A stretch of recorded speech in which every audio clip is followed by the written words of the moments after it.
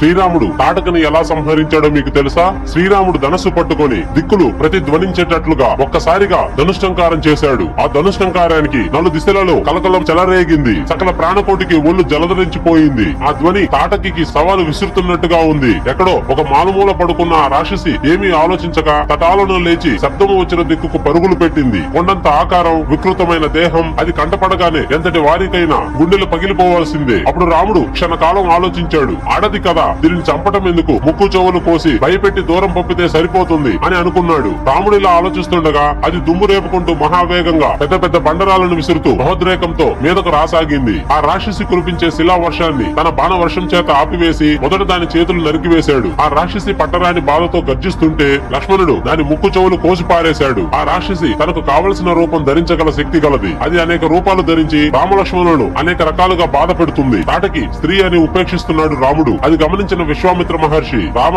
ఆడదని ఆలోచించకు, సంహరించు అని అన్నాడు. అప్పుడు రాముడు మొదట దాని మాయను ఛేదించి ఒక పదునైన బాణంతో దాని వక్షస్థలం మీద గురి చూసి కొట్టగా అది పెద్ద కొండరాయిలా నేలగూలింది. అప్పుడు దేవతలంతా ఆనందించి ఆకాశం నుంచి పుష్పవాన కురిపించారు.